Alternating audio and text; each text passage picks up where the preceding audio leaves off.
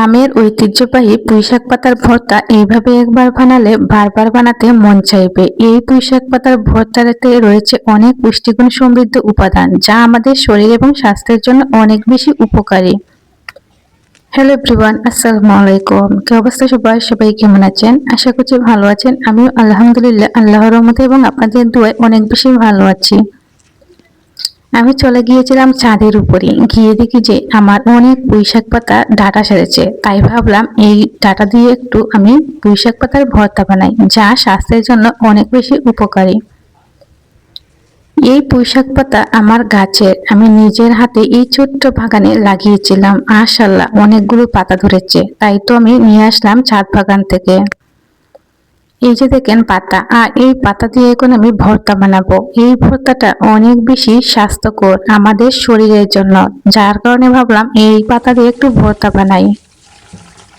এখানে পাতাগুলো আমি খুব সুন্দর করে ধুয়ে পরিষ্কার করে নিচ্ছি।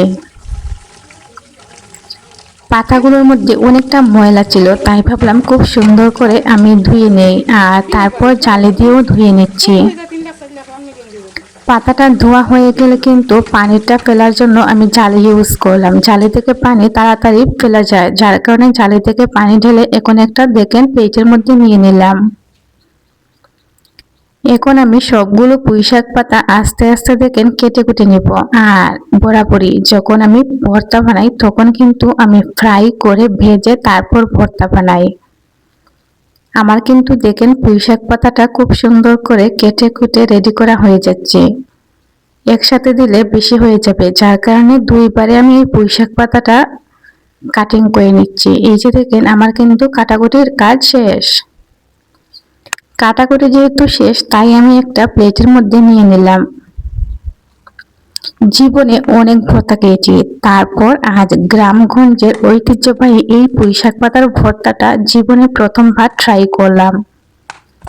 আর ট্রাই করার পর এত বেশি মজা লেগেছিল। এখানে দেখেন পেঁয়াজটাও খুব সুন্দর করে কিন্তু কুচি কুচি করে নিতে হবে। পেঁয়াজ ছাড়া তো ভর্তা জমে না। আমার কিন্তু পেঁয়াজটা কুচি কুচি করে কাটা হয়ে গেল। তারপর এখানে আমি নিয়ে নিলাম শুকনো মরিচ, প্লাস আমি নিয়ে নিলাম কাঁচা মরিচ।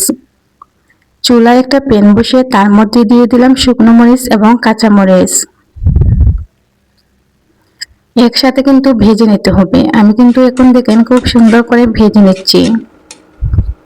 চুলার আঁচটা মিডিয়াম আঁচে রেখে এই কাঁচামরিচ অ্যান্ড শুকনো মরিচটা ভাজতে হবে। আমার কিন্তু ভাজাভাজির কাজটা কমপ্লিট হয়ে গিয়েছে। এখন আমি তুলে নিচ্ছি।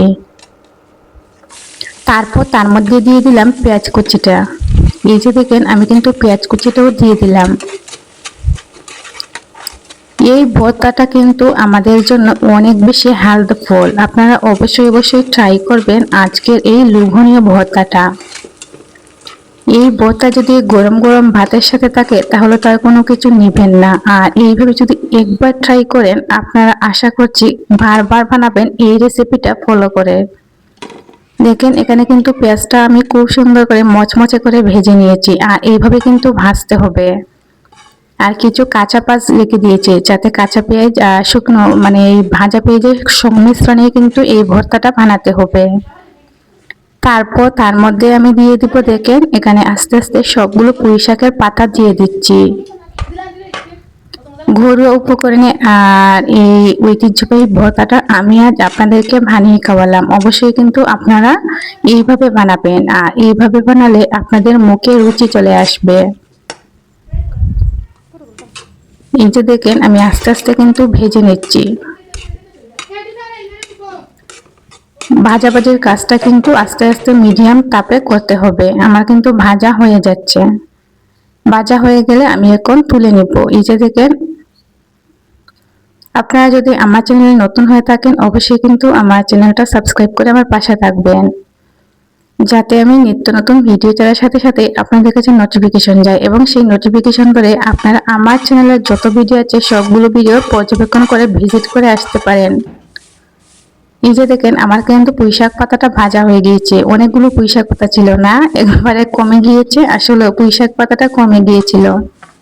আসলে আমি বুঝতে পারি নাই যে এই পুঁইশাক পাতাটা কমে খুবই অল্প হয়ে গিয়েছিল।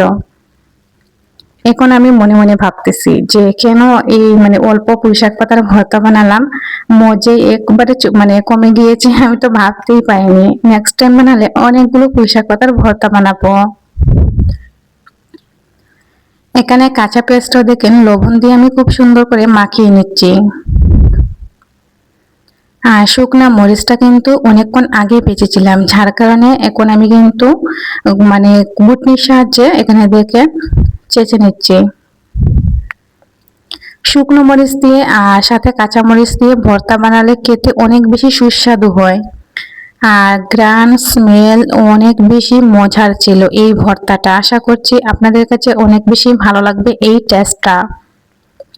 ফাইনালি আমার ভর্তা বানানো রেডি হয়ে গিয়েছে। আপনাদের জিভে জল চলে আসছে, অবশ্যই কিন্তু আমার জিভেও জল চলে আসছিল যখন আমি এই ভর্তাটা মাখিয়েছিলাম। হাতে মাখিয়ে এই ভর্তাটা বানাতে হবে। আপনারা কিন্তু বাটাবাটির ঝামেলা ছাড়াই এই ভর্তাটা অনায়াসে বানিয়ে নিতে পারেন, একদম ঝামেলাহীন ভর্তা আমি মনে করি।